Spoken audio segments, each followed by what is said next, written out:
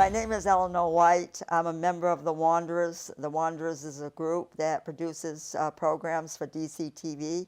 Today we have members of the Knights of Columbus, Sean Jackman and Chris Pereira. Chris, will you tell us a little bit about the Knights of Columbus? Sure, I'd be happy to. Thanks, Ellie, for having us. Thank you to DC TV for having us. We're really pleased to be here, and we really appreciate and thank the viewers and their support as well. So the Knights of Columbus is a Catholic fraternal organization that was founded in 1882 by Father Michael J. McGivney in New Haven, Connecticut. The Knights were founded actually in a church basement, St. Mary's Church, which is still standing to this day in New Haven. And the vision that Father McGivney had was to not just aid the poor and help through charitable efforts, but it was also to help individual members of the community, but especially of the of the church and their families. Especially widows whose husbands have passed and they have children and family members that needed to be taken care of. So through the great vision of Father McGivney, we're here all these years later, still helping the poor through our charitable efforts and helping families as well. So we are really a blessed organization. Our council is the Father Hogan Council, Council 14236. And it was founded in February of 2007, and it serves the parishes of St. Julie's and St. Mary's in town. And to think about the incredible history, we started with one council in New Haven, Connecticut that Father McGivney had founded, and now there are over 15,000 councils worldwide, and there are 1.9 million members. So it's really fantastic. And just to give you a little bit of some insight into me personally and kind of how I came to become a Knight of Columbus. I'm a lifelong resident in town. I've been a town meeting member since 1999. I graduated from Dartmouth High in 98. And I served on the school committee for 6 years, from 2002 to 2008, and became involved with the Knights since I've been 19. And I joined this council, the Father Hogan Council, here in Dartmouth back in about 2010, 2011. And I've been the Grand Knight of the Council since 2012. So Hugh, can you give us a little information too? Sure. Well, thank you, Ellie. As Chris says, we're happy to be here, and we appreciate you giving us the time to come in and talk a little bit about the Knights of Columbus. It is a great organization, and as Chris said, we're a charitable organization, and I think one of the things that I think Chris and I have in common is we enjoy the charitable work that the Knights of Columbus sponsors and drives in the local community. And I'm a relatively new member to the Dartmouth Council, but I'm a 25-year veteran of the Knights of Columbus. I started back in 1990, and I joined the council of my hometown in Stoughton, Mass. And I come from a whole line of Knights of Columbus. My father was a Grand Knight in the West End in Boston. All my brothers were Knights of Columbus as well. So it's kind of in my blood. And growing up a Catholic and watching all of my male siblings go through the Knights, and my father and his father, just really part of our fabric in my family. But being a Grand Knight, I can really appreciate the work that Chris does. The council I came from was a smaller council in Stoughton, and there was actually a great group of guys. They were older though, and Chris really brings a terrific level of enthusiasm and leadership to the Dartmouth Council. And there's two parishes, St. Mary's and St. Julie's, so there's a lot to be done. There's a lot of need out there, and there's a lot of work. But the great thing about the group is it's not just Chris and it's not just myself. It's really a great band of brothers, Really? for lack of a better word, who pitch in at the drop of a hat. Whenever there's need in the community, regardless of religious affiliation, the Knights of Columbus is there, and Chris leads the charge. But it's really it's a wonderful group of guys that really have a like-minded way of community and charitable works. And really just propagating good community activism. And you know, we're proud to be part of the organization. That's why we're here. It's got a rich heritage that we're just stewards of continuing into the future. Yeah, absolutely, Sean. And you know, the nice thing is that we have such a great group of members who, as Sean said, you know, literally at the drop of a hat, will be there to assist, whether it's another brother knight in need or a community member. So we actually are very blessed because we started with just, you know, 20 or so members, you know, back in '07, and now the council's grown to about 87, 88 members. So just in that short amount of time, you know, we've quadrupled our, you know, our membership. So we're a growing council, and we're a very, you know, diverse council in that we have members who are as young as 18 all the way up to, you know, in their, you know, late 80s. So it's a very, you know, diverse, you know, council age-wise, and we're always looking for, you know, good members, good men to join us. You know, anybody who is Catholic, 18 years of old can, you know, Catholic men 18 years of old or older can join us.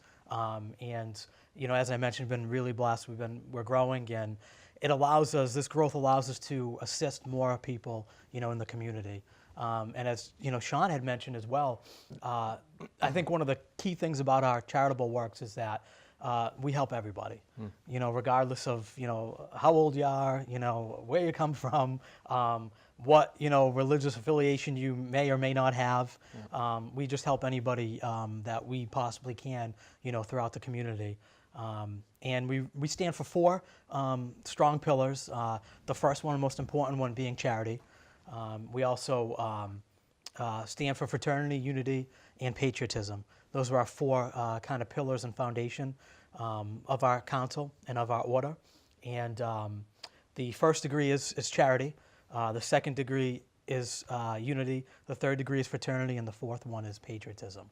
So as a member, once you join the Knights of Columbus, you'll attend a ceremony, and you'll continue, you know, forward and so forth through the different degrees. And obviously, each degree, you know, signifies something very, very important in each ceremony. So we're extremely blessed and happy to be part of such a great community like Dartmouth, who always, you know, steps up whenever there's needs throughout the community, through a church, through whatever, you know, organization, and they're always there to lend a, you know, a helping hand. Well, I attended one of your fish scallop dinners that was held under the tent at St. Mary's, and I couldn't believe the amount of food you people gave.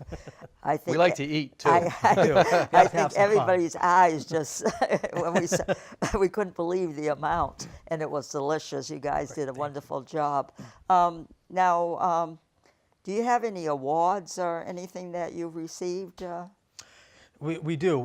We actually were extremely grateful and lucky. The past 2 years, we've won what our order calls the Star Council Award, and it's the highest award that our order gives out and the highest that you can attain. And we've won it the last 2 years. Now, in order to win the Star Council Award, you essentially have to meet your recruiting membership total. You also have to meet your insurance membership quota, and then also make sure that you're completing all of the different charitable program tasks, and you're really called to do at least 24 throughout the year in various categories. And as long as you do that, you hit your membership quota and your insurance membership quota, you attain the different levels of Star Council. It's our order's highest award. It's an international award, and we've been so lucky and grateful that we've won it the last 2 years. And it's a real testament to our members who work tirelessly in service to others. And it's really a great credit to the parishioners of the parishes and the community as a whole, because they are always stepping up to assist us in fundraisers like the seafood dinner and all the other fundraisers that we have, so that we can do those charitable, you know, efforts and events. You know, we're able to help folks, whether it's to facilitate grants.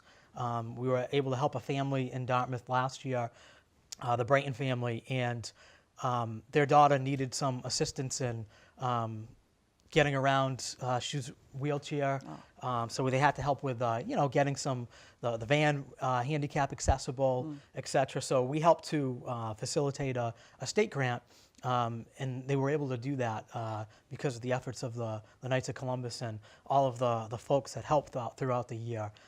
So that's just one example of some of the charitable works, that we've been able to assist and help people with, because at the end of the day, that's really what I think we should be doing as people, but certainly as Knights of Columbus. Yeah, and but to add to that, if I may, when there is a need, Chris, I think, is really good at reaching out, across the aisle, so to speak. We don't feel like we have a monopoly on all good deeds. There are a lot of people out there in the community that are willing to stand up and step in and help as well. So, I think it really is heartwarming when you do find someone who's in need, and if you ask for help from others.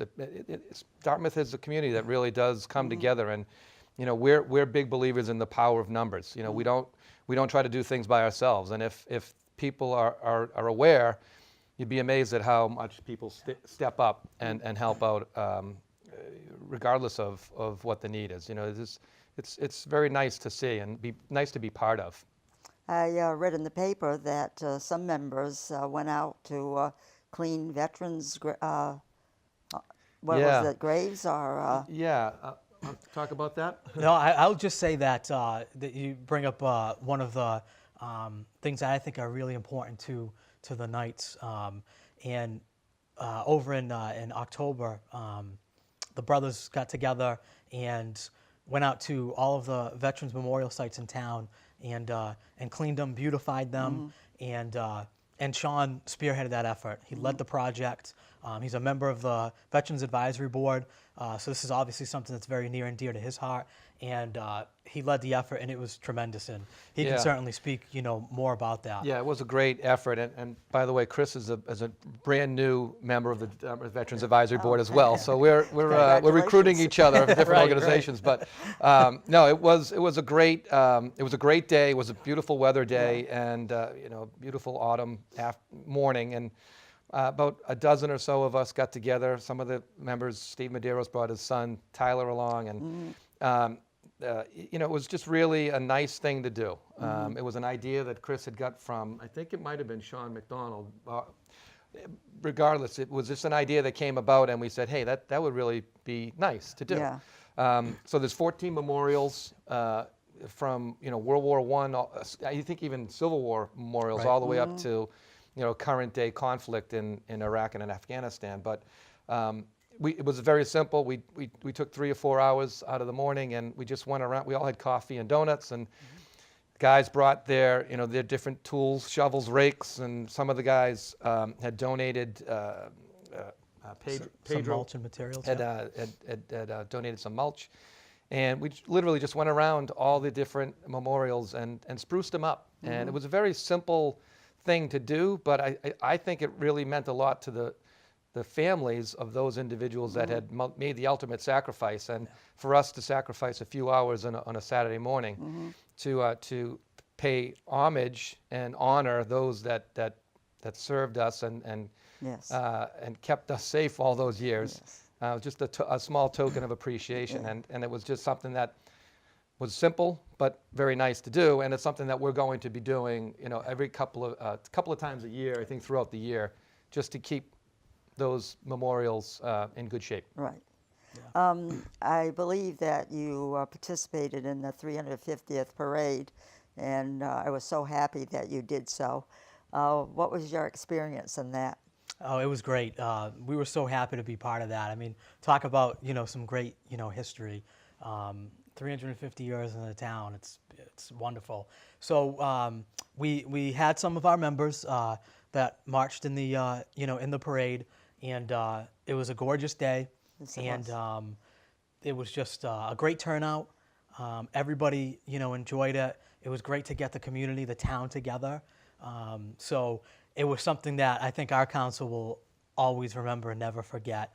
And one of the nice things was that we tried to get involved with it really early on, and get as many of our brother Knights there. And it was just such a wonderful experience to see all of the different groups and community members to come together as one and to celebrate the town in that way was unbelievable. And the Dartmouth 350 committee, I know that you were a part of. You guys did a fantastic job. There were events throughout the year, and it was great to just be have a small part of that and kind of take that with you and hopefully show future generations that, hey, this is how it's done to have pride in your town and to serve your town and to leave it hopefully in a better position than when you inherited it. So we were really blessed with it, and just wanted to add to the veterans memorial discussion.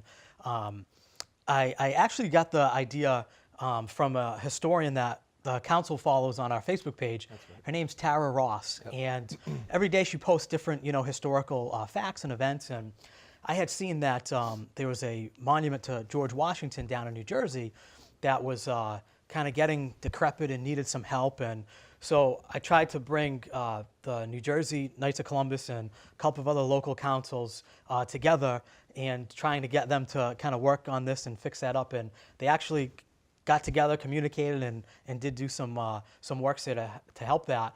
And after that kind of process, I thought to myself, well, it's nice to facilitate that in New Jersey, but what about right here, in our backyard? And I was kind of disappointed in myself that I didn't think of that first, but I got it. So that's when I had mentioned it to Sean and some of the other members, and Sean being a member of the Veterans Advisory Board, I said, oh, this would be perfect, for him. And then it was a short time after that, I was on Facebook and I saw that Selectman Sean McDonald had posted that the Veterans Advisory Board could use, some members. So that's when I had, approached some of those folks and expressed some interest. So it's just wonderful to be, involved in the community and have people like Sean, already on some of these boards and helping out because they offer great mentorship to a lot of people. So we're really, really pleased. And along those same types of lines of mentoring and, having a really strong foundation in organizations, over the last few years, the founding members of our council have just been tremendous, mentors. People like Ed Viveros in town and John Gonzalez and Joe Medeiros and all of those, those members that have just been great and kind of they lead through their actions. They might not be, big talkers, but you know what? Their actions speak louder than words, and thank goodness for people like them. And our council is certainly better off because of them. We are blessed to have guys like those that you just mentioned, very selfless and always willing to lend a hand. And life is busy. Life today, it can be very busy, and these guys always carve out time for anything that the Knights or the Dartmouth community needs. And so, I applaud. We have families, we have our jobs, we have everything that's going on, but it's amazing how often and how much time that they give of themselves. Absolutely. Like any organization, it's always the same guys or people that are doing, but it's amazing to me that they always step up and really it's a great organization to be part of when you have guys like that who kind of lead by example. Yep. And they're the type of men that if, you could call them at 3 a.m. Yeah, absolutely. Hey, flat tire, Yeah. car's broken down, I'm bringing someone to the airport, I need a ride, I need some, they're there. Okay, just give me 15 minutes, just got to throw on my shoes and I'm out the door. Right. So they are selfless, and then we're extremely lucky and fortunate to have folks like Mike Medeiros, who is a newer member in our council, but Mike is a chef, will help at all of our events, will cook, drop of a hat, again, is there to assist and to help. So we're extremely fortunate. And, wanted to just touch quickly on a couple of other organizations that we've partnered with in the past. One of them that comes to mind is My Brother's Keeper. They're fairly new to town. They have a facility up in Dartmouth, and they have their main facility in Eastern Mass. And they were started about 30 years ago or so by the Orcotts. And they were a couple, a family that wanted to give back to the community, and they thought one of the great ways was, in their words, by bringing the love and hope of Jesus Christ to folks. And they also mentioned, though, one of the ways that they can do that is to bless people's homes by giving people in need furniture. Just a basic, needs that people will leave that need for their shelter in their homes. And so what they do throughout the greater New Bedford area, and then obviously in the eastern area, is we'll provide furniture to people. They'll deliver it, they'll clean them, they'll refurbish them, and they'll deliver the furniture to those that are in need that don't have it, that need a hand up, not a handout. And we go in there a couple of times a year and we'll help them refurbish some of the furniture, paint, all those things that are necessary to get the furniture ready for delivery to these families. And the last time that we were there, I saw this touching photo and a message from one of the people that received the furniture, and they simply said, thanks to you, I believe in hope again. Oh, So it's just, very touching, and to see organization members and just community members like the Orcotts and all of the people like Josh Smith that runs the facility in Dartmouth, and to see those people every day dedicate themselves to others. Right. It's inspiring. It's great, and it's again a credit to the people in this town and another organization that is really important is the Little Flower Home. So for those that maybe not may not know about the Little Flower Home, it's an organization, Catholic organization that provides free housing to women who are in need under undue stress. They might be single parents. They may be abuse victims. They may be down on their luck. They may be, poor, and for whatever reason, and they need some help. And so that's why organizations like the Knights are there, and also the Little Flower Home. So they provide, housing and shelter free of charge. And we held a fundraiser for them last year that went extremely well. And again, the parishioners, donated, and the community members and the Little Flower Home Project was so grateful to have the support. Yeah, I think, one you may know the figures, Chris, but the Knights of Columbus, we give an awful lot of our time in charitable work, but we also give an awful lot of money, too. Right, that's true. So we do a lot of fundraising activities for people who are in need, and we write checks. It sounds a bit crude, but it's very welcome. necessary. It's very It's welcome to the necessary. people who need it. So not only are we giving of our time, we're actually giving of our resources as well, which I think is, combining those two things is important and obviously much appreciated from the people who are the recipients of that charitable work and donations. Yeah, absolutely. In the multi-million dollars that the Knights give, and our council is, we're right there every year. Yeah, absolutely. No, that's a great point. The order as a whole last year donated $173 million to charities across the world. And Brother Knights across the world gave over 71 million hours of service, which is amazing because the money's great and it's necessary, but the giving of one's time, shows something as well. And so we're extremely fortunate, on that end. And the other great thing about being in the Knights of Columbus is really that support of the families of the Brother Knights. Because our brothers, and Sean knows, he's been a Knight for a long time and has done great work.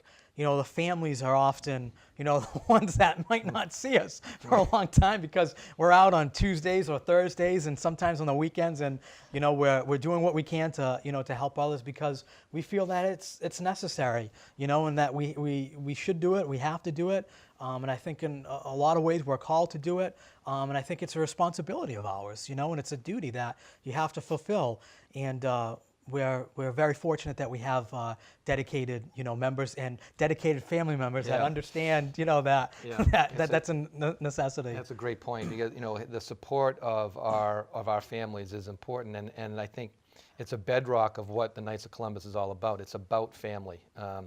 We don't do this so we're out of the house every night. We do it because we want to demonstrate to our sons and daughters that this is what you do, and the support that we get from our spouses is is important for our success. So the family, the fabric of the family is very important to the organization, no question about it. Have you ever taken any photos or videos of some of the work you guys are doing? Yeah, we have, and we try to do it as as often as possible. And there's some great photos of the project that Sean spearheaded with the refurbishing and beautification of the the veterans memorials in town. There's also some great photos of a project that we recently completed with the help of many organizations. It was to provide medical equipment to the Azores. So it was everything from crutches, wheelchairs, and slings and what have you. And we partnered with St. Vincent de Paul Society, the Bristol County Sheriff's Office, as well as the Council on Aging, and our local parishes. So they all basically conducted a drive and got this medical equipment together. It was stored at St. Julie's for a period of time. Then the Bristol County Sheriff's Office came down with a truck, helped pack it all up. They're going to ship it over to the Azores, and just a wonderful effort from St. Vincent de Paul Society and folks like Bob Como, and also retired principal at DeMello School, Ed Tavares. Yes. Yep. So, again, bringing kind of people together and doing something good for other folks that are in need. And another example of so many different organizations, coming together and doing those wonderful works. So we've been blessed with that. And of course, with the Dartmouth 350 parade, we hold also annual blood drives. We do 2 a year, one at each of our parishes, one at St. Julie's, one at St. Mary's. And this past year, we also did a drive for a little girl in town, Elenia, who is, I believe, 6 now and has a rare blood disorder. So those blood supplies need to continue to flow. And we're looking forward to helping with that as well this year. We do everything that we possibly can. We're happy to do it. And it certainly humbles you when you see the reaction and the appreciation from people, and it certainly keeps you grounded. Yeah, it is a good point, because it's very humbling when you see there's so much need out there, and it helps you, reminds you how grateful you are for what you have, which is important. So it's nice. I think volunteering, you're helping other people, but like you said, it does a lot for yourself too. You feel so good that you can do things for other people that are in need. That's right.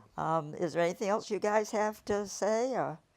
I would just add that a couple of things, along the same point. The other thing that we try to do through the charitable works, we hope that inspires others to maybe think about, hey, that seems kind of cool to help that, in that way. Or that's I never thought of that. That might be a great thing to get involved with or to help. Or, hey, that's an organization that would be great to volunteer for, So we try to do that. And we also hope that it strengthens people's faith, as we're doing these works, and they're seeing the help and the outpouring of support.